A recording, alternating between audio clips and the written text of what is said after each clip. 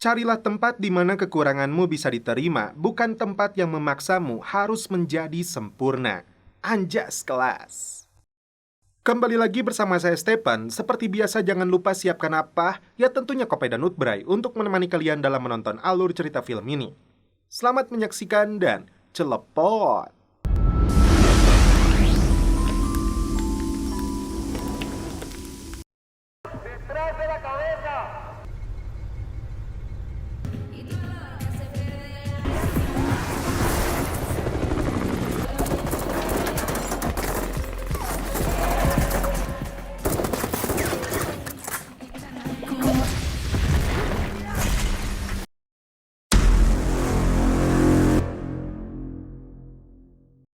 Di awal film, ditampilkan seorang mantan komandan pasukan khusus bernama Kapten William Miller, yang diperankan oleh aktor Charlie Hunnam, jagoan kita dalam serial Son of Anarchy.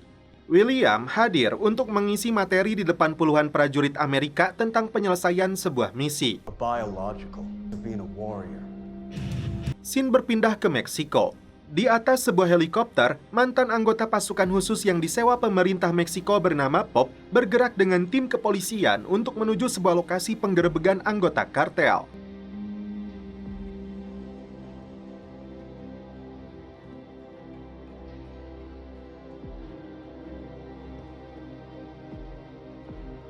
Tiba di lokasi, Pop dan beberapa anggota pasukan kepolisian menempati sebuah atap bangunan dekat dengan lokasi penggerebekan.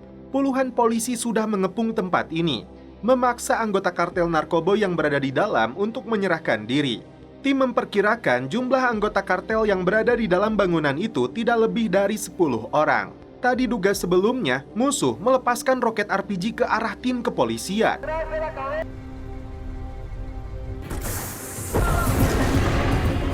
Alhasil, baku tembak pun terjadi. Anggota polisi dibuat kewalahan karena mereka meremehkan musuh. Beberapa anggota menjadi korban, sementara Pop mencari lokasi yang tepat untuk menyerang mereka. Dari lokasi inilah Pop menembakkan senjata pelontar granatnya. Alhasil, hanya dengan satu tembakannya, situasi berhasil dikendalikan. Beberapa jasad anggota kartel ditemukan, termasuk warga sipil yang berhasil selamat yang sebelumnya mereka jadikan sandera. Di dalam markas kartel ini, tim menemukan puluhan senjata api dan tumpukan uang cash yang mencapai 6 miliar rupiah. Salah satu anggota kartel yang ditangkap mencoba menyuap polisi agar mereka dibebaskan. Namun komandan polisi Meksiko ini dengan tegas menolaknya. Namun anggota kartel lain menyebutkan bosnya yang bernama Lorea yang menjadi target utama faktanya bersembunyi di dalam hutan. Tidak ada kata ampun, komandan polisi yang bernama Diego memerintahkan eksekusi mati terhadap anggota kartel itu.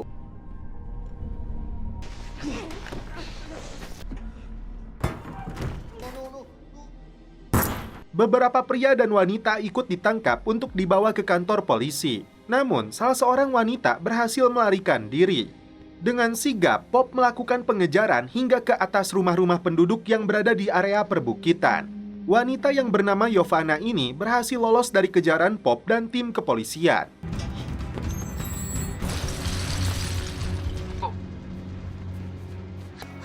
Sí, Diego. Dengan menumpang angkot, Pop menuju sebuah lokasi, menyembunyikan terlebih dulu rompi anti pelurunya. Masuk ke dalam salah satu rumah, ternyata Yovana sudah berada di dalam. Yovana yang ternyata seorang informan ini datang ke markas kartel untuk membawa pergi adiknya. Namun, dia terlambat karena penyergapan yang seharusnya dilakukan jam 12 siang, faktanya dilakukan lebih awal. Yovana meminta bantuan Pop untuk membebaskan adiknya. Sebagai imbalannya, Yovana akan memberitahu lokasi persembunyian Lorea dan uang yang disembunyikan bos kartel Meksiko itu. Yovana sudah mengetahui ini sejak 3 bulan lalu setelah dia dipercaya oleh Lorea untuk mengantarkan uangnya ke rumah amannya yang berada di dalam hutan. Di sini, Yovana membuka fakta bahwa sebenarnya Lorea telah menyuap Diego dan orang yang telah menyewa Pop. Ini artinya tugas Pop seakan sia-sia karena mereka telah mengawasinya. Lantas, apa langkah Pop selanjutnya dengan informasi penting yang diberikan Yovana? Singkat cerita, setelah William selesai memberikan materinya, Pop sudah menunggunya untuk bertemu. I have never had a feeling with our flag on my shoulder. Mereka adalah dua sahabat yang pernah sama-sama tergabung dalam tim pasukan khusus. Pop mengajak William untuk ikut dalam sebuah misi. William mengaku akan ikut asalkan Redfly diajak. Dan inilah Kapten Thomas Redfly, mantan komandan pasukan khusus yang kini bekerja jadi broker rumah dengan pendapatan yang tidak menentu. Malah kebanyakannya user gagal membeli rumah yang dia tawarkan. Pop memberikan penawaran kepada Thomas untuk kembali terjun ke lapangan menangkap bos kartel narkoboy bernama Lorea dengan imbalan yang sangat besar. Thomas awalnya menolak, namun setelah dia melihat tagihan bank emok dan pinjol, akhirnya Thomas menerima. Apalagi Pop menjanjikan imbalan 260 juta rupiah untuk minggu pertama dalam pengamatan saja. Setelah beraksi, Pop menjanjikan uang yang jauh lebih besar. Pop dijanjikan 25% oleh agensinya dari nilai 1 triliun uang cash yang akan dirampas dari tangan bos kartel itu. Pop menyebut aksi mereka ini legal karena agensinya sudah melakukan kontrak kerjasama dengan pemerintah asing.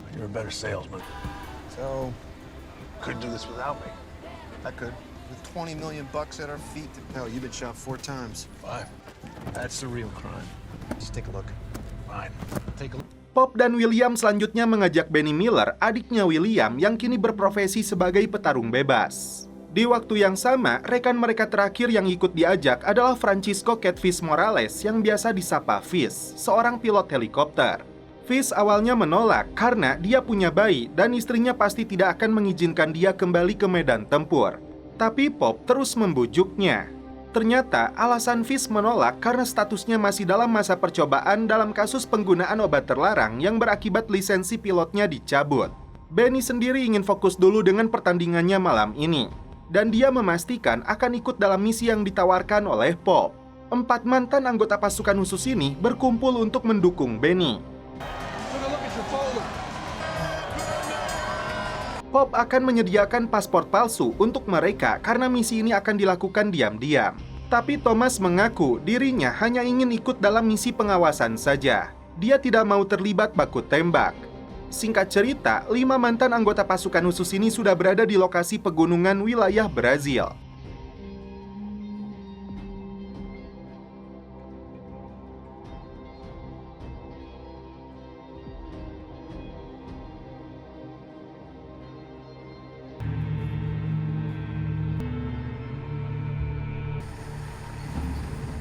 Masuk ke dalam hutan, Pop menyebut mereka sudah berada di halaman belakang rumah amannya Lorea. Bos kartel ini tidak percaya kepada bank, karena itu dia menyembunyikan uang haram hasil bisnis narkoboynya di rumah ini. Misi utama tim adalah merampok uangnya. Mengintai di dekat rumah persembunyiannya, tim melihat ada wanita dan anak-anak di sana. Tim bisa beraksi saat beberapa anak buah Lorea pergi mengawal anak istrinya ke gereja. Saat itulah tim bisa beraksi saat kekuatan pengawal Lorea berkurang. Ternyata, tim melihat juga Yovana datang ke markas ini. Di saat yang sama, tim menyaksikan eksekusi mati yang dilakukan kartel ini terhadap beberapa orang yang ditutup kepalanya. Yovana dan beberapa anggota kartel datang untuk mengantarkan uang langsung kepada Lorea. Misi pengamatan dianggap cukup untuk hari ini.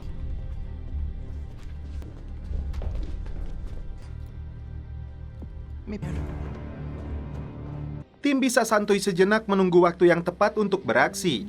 Di sini, tim merasa dibohongi karena sebenarnya dari awal Pop tidak menerima perintah dari agensi. Justru, dia mengajak rekan-rekannya untuk beraksi merampok uang Lorea yang diperkirakan mencapai 1 triliun itu untuk dibagi rata. Di sini, Pop yang pandai bicara membujuk keempat rekannya untuk melanjutkan misi ini karena dia tahu mereka sedang dilanda krisis dompet tipis.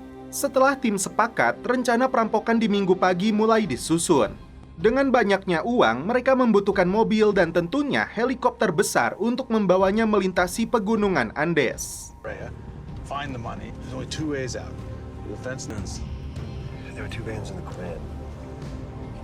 Pop minta bantuan Yovana untuk membawa mobil van ke markasnya Lorea saat Minggu pagi. Sebagai imbalannya, Pop menjanjikan 30 miliar rupiah dan paspor baru untuk dia dan adiknya kabur ke luar negeri. 2 million. That man inside those gates. Forever. After you make your move, we are dead. Thank you. Pop kemudian menunjukkan persenjataan tempurnya yang berada di dalam kontainer dan bukti keberadaan uang itu di rumah amannya Lorea. What's this lady? What's there behind him? What are you gonna do with your share, huh? Got Larea confirmed in the house with the money. Right. Give me a minute. Thomas ingin memastikan keamanan timnya termasuk peralatan medis yang mereka bawa di dalam tasnya masing-masing. Yang kedua, Thomas mengingatkan perampokan ini adalah tindakan ilegal. Itu artinya setelah misi ini tuntas, mereka tidak bisa kembali ke dalam kehidupan normal. Letters, wanna put a gun in my hand. Thomas pun tidak mau memulai aksinya jika keluarga Larea masih berada di dalam rumah. Pop ingin memastikan timnya agar menghabisi Larea demi keselamatan hidup mereka selanjutnya. I just wanna make sure that Leave it on 300. Singkat cerita, Minggu pagi di tengah guyuran hujan, tim melihat keluarga Larea meninggalkan rumahnya menuju gereja. Anybody see Larea? Repeat, family all. Di waktu yang sama, Giovanna datang ke sana membawa van, lalu pergi lagi menggunakan mobil lain yang dibawa adiknya.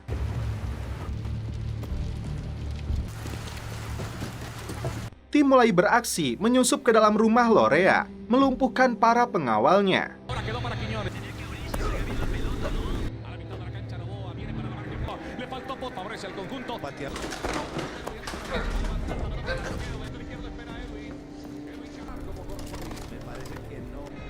One guard secured in the kitchen.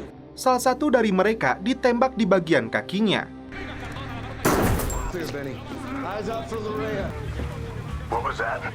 Tim menyusuri setiap ruangan di dalam rumah ini untuk menemukan Larea. Namun ternyata Larea tidak ada di sini, begitupun dengan uangnya. Tim sudah putus asa mengira misi ini telah gagal. With the money. Tapi sejenak Pop mencium bau cat yang masih baru. Dia pukul dinding rumah yang terbuat dari gipsum, dan ternyata di balik itu ada banyak sekali uang yang disembunyikan di dalamnya. Come on. Oh, shit. Fish, hang on. God, look at it. It goes all the way up. Got more. Back wall, too. Mereka pun bergegas memasukkan uang-uang itu ke dalam tas untuk dibawa ke mobil. Careful. Classic. Tim terkejut karena tumpukan uangnya tidak pernah habis. Faktanya, seluruh dinding rumah ini dipenuhi dengan uang. Hingga mobil van-nya pun penuh. It's everywhere. Mereka batal mengambil seluruh uangnya karena waktu telah habis. Had 5 minutes to load in and out of the... One more sweep for Larea. Pencarian terhadap Larea kembali dilakukan di kamarnya. Tiba-tiba Larea muncul dari ruang rahasia. Tim berhasil menghabisinya meski William sempat terkena tembakan yang menembus perutnya. Setelah mendapatkan penanganan medis, William mengaku kondisinya baik-baik saja. Kembali beraksi, tim menghabisi beberapa anak buah Larea yang masuk ke dalam rumah. Here we go, fellas.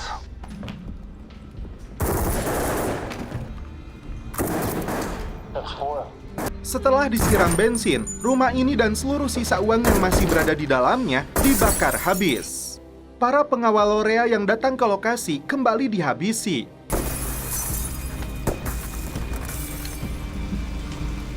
What are you doing? Come on, let's go. Mobil mereka pun dirampas. Hingga akhirnya tim meninggalkan rumah tersebut. Tim sempat berpapasan dengan keluarga Larea yang baru pulang dari gereja. Tim bersikap tenang agar mereka tidak curiga. Mereka tiba di lokasi pertemuan dengan Giovanna dan adiknya di sebuah landasan.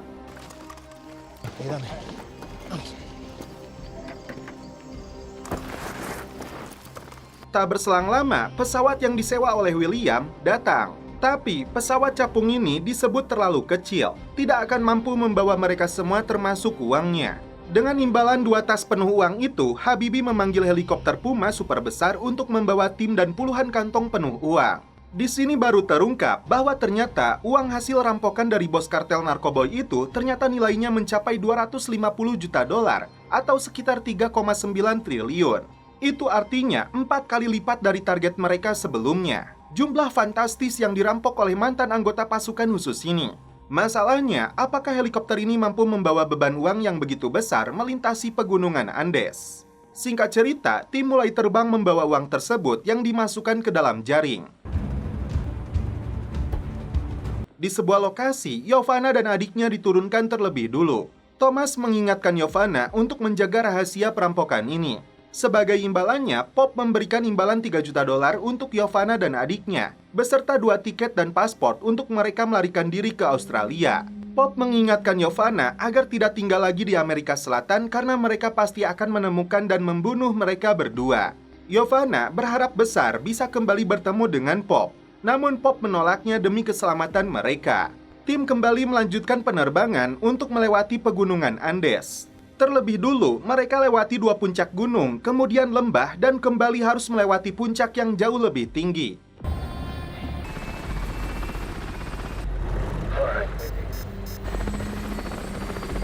Karena beban yang terlalu berat, tim terpaksa membuang $50 juta.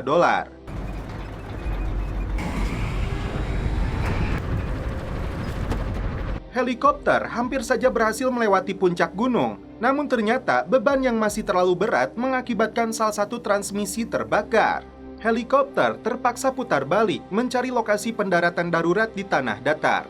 Ladang petani yang tadi mereka lihat jadi pilihan terbaik, tapi sebelum itu mereka harus melepaskan uangnya terlebih dulu.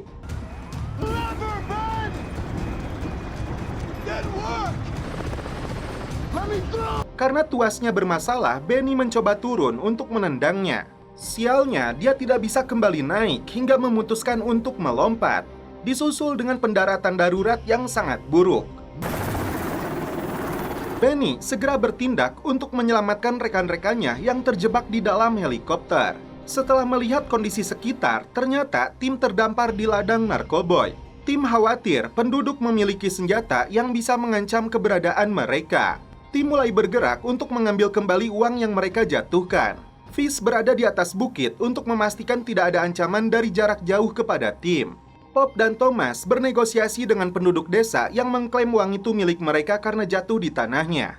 Mereka tidak percaya saat Pop mengatakan sebagai tentara karena tim tidak menggunakan seragam resmi. Karena perselisihan kian memanas, Thomas terpaksa menembak mati warga yang memiliki senjata.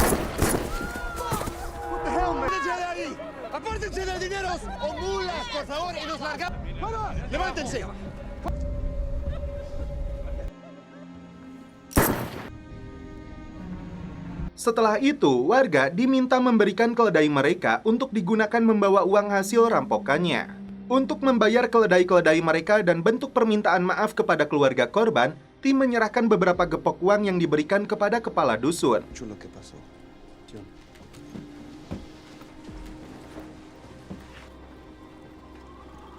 Tim sudah bersiap membawa puluhan kantong uangnya menggunakan keledai. Tim sempat dicegat seorang pemuda karena ayahnya ditembak mati. Kepala dusun menyuruh pemuda itu untuk menyingkir karena mereka telah membayar kesalahannya. Di tengah perjalanan, William mengingatkan mereka harus waspada karena aksi yang dilakukan Thomas akan mengancam perjalanan mereka. Tim terpaksa beristirahat terlebih dulu karena guyuran hujan. Di sini, Fish mengungkapkan penyesalannya tentang aksi mereka dulu saat menjadi pasukan khusus karena telah banyak merenggut nyawa orang. Di pagi harinya, tim kembali melanjutkan perjalanan yang cukup berat. Mereka harus melewati derasnya air sungai. Setelah melewati hutan rimba, tim harus melewati jalur tua di atas tebing yang biasa digunakan para penyelundup dengan jalan berbatu yang hanya setapak. Akibatnya, salah satu keledai terjatuh menerbangkan jutaan dolar. Adu mulut terjadi antara Thomas dan Pop. Pop menuduh Thomas terlalu rakus ingin merampok sebanyak mungkin harta Lorea. Thomas balik menjawab Pop karena jika saja 2 bulan lalu dia telah membunuh bos kartel itu, maka mereka tidak akan terjebak di lokasi ini. Perjuangan tim mantan pasukan khusus itu belum usai. Mereka harus mendaki gunung dan terpaksa melepaskan keledai-keledai itu. Setelah melewati puncak gunung ini, mereka berharap segera sampai di laut. Malam pun tiba. Tim mulai kedinginan. Tidak ada kayu ataupun ranting apalagi kompor. Benny dengan iseng membakar 1 gepok uang untuk menghangatkan dirinya. Mereka pun tertawa. Lagi pula apa artinya uang jika mereka mati kedinginan? Tapi William tampak diam saja tidak merespon kelakuan adiknya. Akhirnya Thomas menumpahkan 1 tas uangnya untuk dijadikan api unggun. Keesokan paginya, saat tim sedang menuruni bukit berbatu, tiba-tiba ada 2 orang yang melepaskan tembakan. Tim mulai menyusun rencana untuk mengejutkan pelaku penembakan. Pop dan William memutar. Sebenarnya Pop belum beraksi, namun Thomas lebih dulu menembak salah satu pelaku. Akibatnya, Thomas ditembak mati oleh pelaku yang lain. Dan ternyata pelakunya si pemuda desa yang ingin balas dendam atas kematian ayahnya.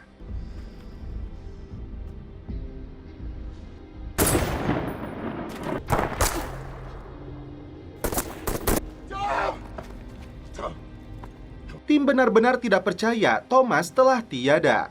William marah menyalahkan Benny karena Thomas mati gara-gara api unggunnya. Alasan William masuk akal karena uang yang dibakar adiknya ini justru menjadi tanda keberadaan mereka yang dengan mudah diketahui oleh pelaku. Pop dan Fish menghentikan perkelahian adiknya ini. Menurut Pop, pemuda desa itu memang sudah mengincar Thomas sejak ayahnya dibunuh. Kini beban tim bertambah karena harus membawa jasadnya Thomas dan puluhan tas berisi uang. Di depan mereka sudah tampak lautan. Tim tidak bisa memastikan apakah pemilik kapalnya masih menunggu karena mereka sudah terlambat selama 5 hari. Demi memastikan kapalnya masih ada atau tidak, Benny akan turun lebih dulu. Sementara itu, rekan-rekannya akan menunggu di lokasi ini. Selama menjadi anggota pasukan khusus, William mengaku telah membunuh 43 orang. Bukan sebuah kebanggaan lagi, tapi banyak penyesalan di dalamnya. Singkat cerita, pagi hari Benny telah kembali. Kabar baiknya, kapal sewaannya masih menunggu mereka. Namun ada kabar buruk, karena di sana para pengikut Lorea yang kebanyakan masih remaja sedang menunggu mereka dengan senjatanya. Begitupun dengan beberapa kota lainnya yang mereka prediksi sama berbahayanya. William dan Benny menolak dengan tegas permintaan Pop untuk melawan para pengikut Lorea, apalagi mereka masih remaja. Tim memutuskan untuk membawa uang secukupnya di ranselnya masing-masing. Sedangkan sisanya yang mencapai 3 triliunan lagi, mereka putuskan untuk dilemparkan ke dalam jurang yang sebentar lagi akan tertutupi oleh salju. Di malam harinya, tim tiba di sebuah teluk yang sudah dipenuhi puluhan anggota kartel. Setelah menyelam, Benny berhasil naik ke dalam kapal sewaannya.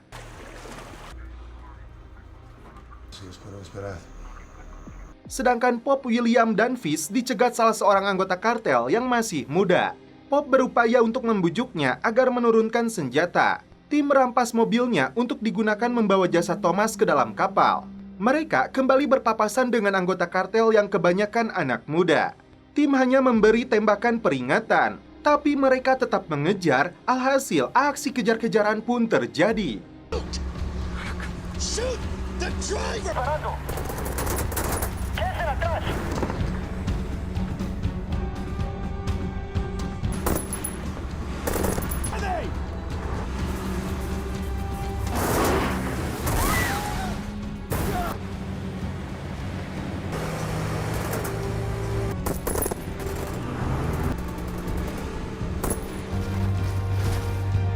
Setelah menyusuri pantai, akhirnya terlihat Benny sedang membawa kapal. William berhasil melumpuhkan mobil pelaku.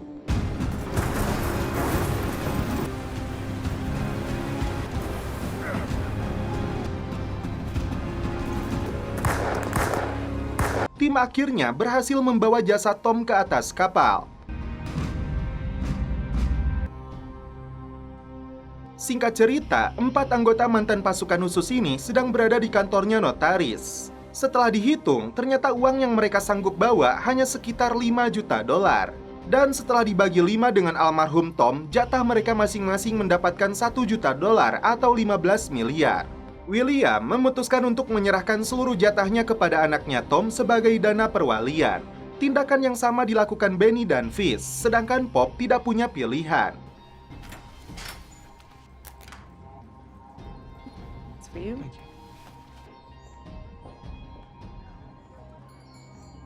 Keempat sahabat ini akhirnya berpisah untuk kembali menjalani hidupnya masing-masing.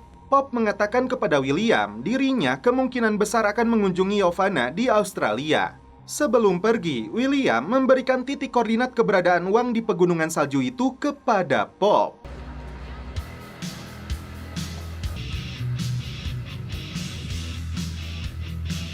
Namun setelah itu, film pun berakhir. Oke guys, terima kasih yang sudah menonton sampai akhir. Salam percelepotan duniawi keep, enjoy.